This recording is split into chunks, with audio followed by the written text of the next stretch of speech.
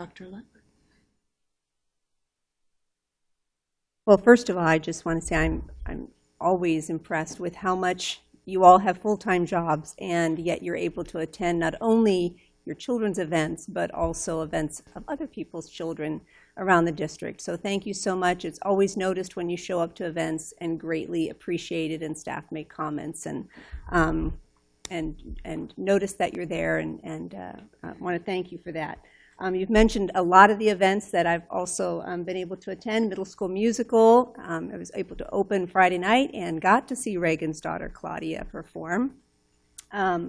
We've mentioned outdoor school, art show, all of the sports. I think our high school students described a number of those very well. And as you know, too, it's that season where our students are showing their best work in state assessments, and teachers are working really hard to reduce stress at school by also doing a few kind of sleep in, eat well, take care of yourself, reminders so that they do their best. A number of my time has also been spent on wrapping up some of that safety work that I reported on last month, as well as working through negotiations, as you're aware, and attending Evening of Excellence. But I wanted to highlight just a couple items. I sent an email describing our summit on reimagining high school. This is part of our high school study. And this was on a Saturday. 60 of our educators showed up. We invited high school teachers from our 3 high schools and invited Diana Laufenberg, who's the Executive Director of Inquiry Schools. And her work is to go around and do consultation work with high schools, with teachers and school leaders around thinking outside the box, as well as nudging towards more relevant and connected learning for students, as well as just saying start where you are and what else can you do in terms of thinking more about high school with the research that's out there, as well as experience for students.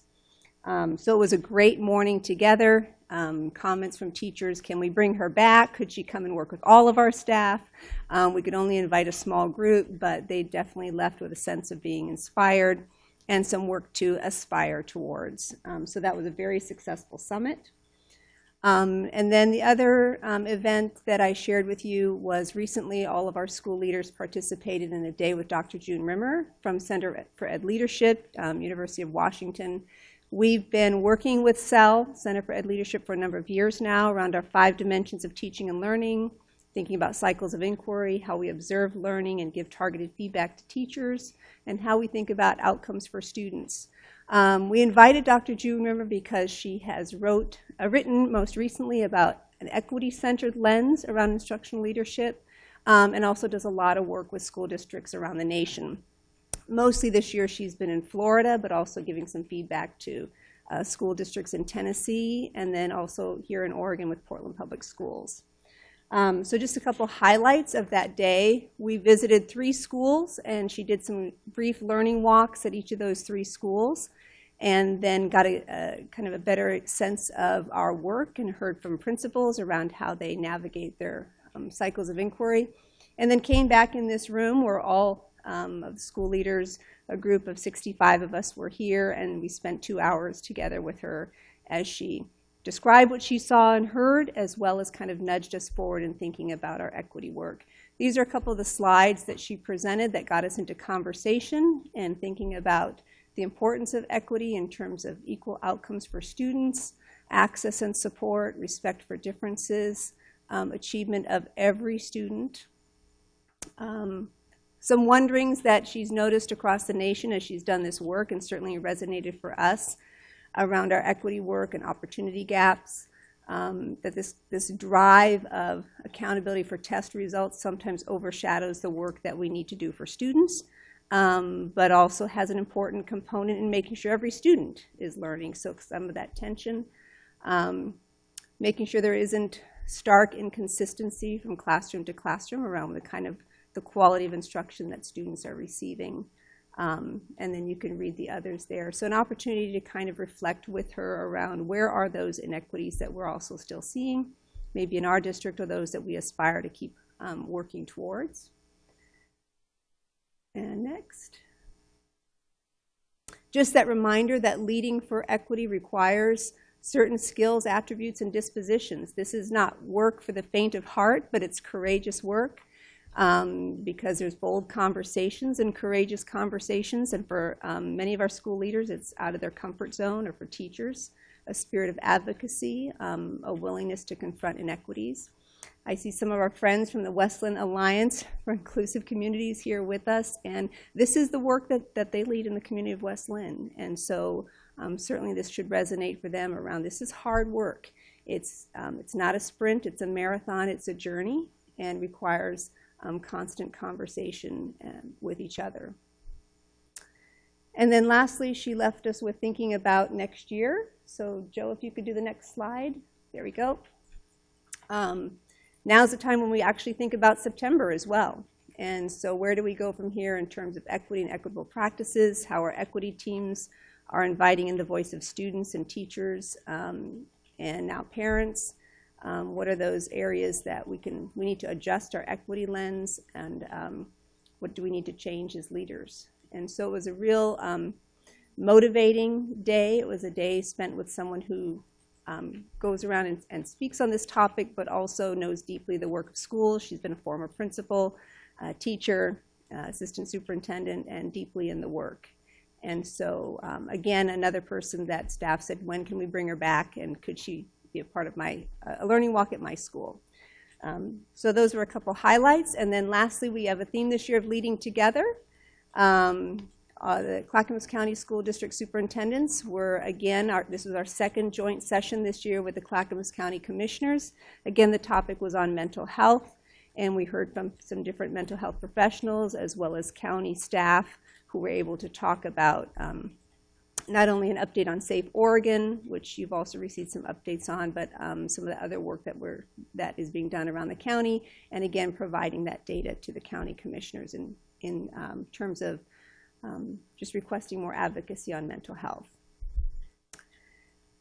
We had a lot of our teachers, I'm looking over at Dr. Spencer Imes and Dr. Flossie there in the back, who attended the All Born In Conference. This is a conference that actually began with parents of students with special needs in terms of a sense of support and advocacy for each other. And over time, it's included teachers and healthcare professionals, and folks in education is also around the community, physicians and doctors, in terms of thinking about how we support all children. And we have had, for the last few years, probably 3 or 4 tables of teachers attending alongside our parents. And so it's one of those conferences where you're sitting with parents and you're listening to a keynote speaker, as well as breakout sessions, and you're thinking about the work that we do together. This is our second year of sponsoring the conference and being one of the key sponsors, and that was noted and also greatly appreciated by the executive director of the conference. And a really great, this is a Saturday, and to see that many teachers give up their Saturday to be at this conference was really admirable, and I was incredibly proud of the staff who was there. And then another example of leading together, just our state representatives who also think about children and think about the work that we do. And we had Congressman Kurt Schrader and State Representative Julie Parrish on Earth Day with us. And it was great they each got a chance to speak to our students and remind them of the future leaders that they are in terms of caring for our planet and also caring for each other. So just a reminder, we're in this work with a lot of other people who care about children, and it was heartwarming to hear each of them speak very articulately and also very thoughtfully to our young people and spend the whole morning with us, which was great. So that is all I have, and we'll move on. Thank you. Did want to add to mine. Thank you for that, Dr. Ludwig. I want to take the time to recognize some particular staff members in our district, and I'm going to start with Jessamine Van Hook. She's an 8th grade science teacher at Rosemont Ridge. She's an exceptional educator. She's highly skilled, highly knowledgeable. She's compassionate, flexible, and always willing to do whatever is asked of her. Jasmine's dedication to young people is exemplary. Her commitment to helping them see themselves as scientists is notable. Ms. Van Hook is a respected and beloved science teacher Science Bowl advisor, science fair school coordinator, track coach, and colleague. She is the heart and soul of Rosemont Ridge, and I want to recognize her work today. Kate Elliott is 6th, 7th, and 8th grade choir director and teacher, and she's so much more than that. She's an unbelievably gifted music educator who works her magic day in and day out with adolescent singers. If you're someone who loves to sing, someone whose voice is changing, or someone who's never had much musical experience, she can help you find your place and be confident in her choir room. We are amazed by her work to conduct over 120 students at one time, and by the number of students for whom choir is the most cherished class. She's a blessing to the school, to the district, to our students, and I would note that her influence extends beyond even our district to organizing events across districts, and she really rocks in what she does. I also want to recognize Jessica Mead. She's an 8th grade language arts and social studies teacher at Meridian Creek. It's not uncommon to hear statements from students about how much they love her teaching style and learning in her class. She's a team player and regularly goes above and beyond to help her colleagues or support the betterment of the school as a whole. She's a lifelong learner, reflective in her practice, which allows her to serve her students the way they need. We're very grateful for her to be on the team at Meridian Creek. Carrie Rubenstein is an instructional assistant who excels in supporting all students, but specifically students who experience barriers to their learning. She has a special way of connecting with a variety of students as she supports them and takes an extra moment to really listen to her students. She's a member of the equity team there at Meridian Creek and is a valued member of the team as they continue to learn and support the community of Meridian Creek. She took a risk in changing schools and has embraced it with joy, and we want to acknowledge her work today. We're going to take a very short 3-minute break, so don't go very far, and we'll return for a public comment.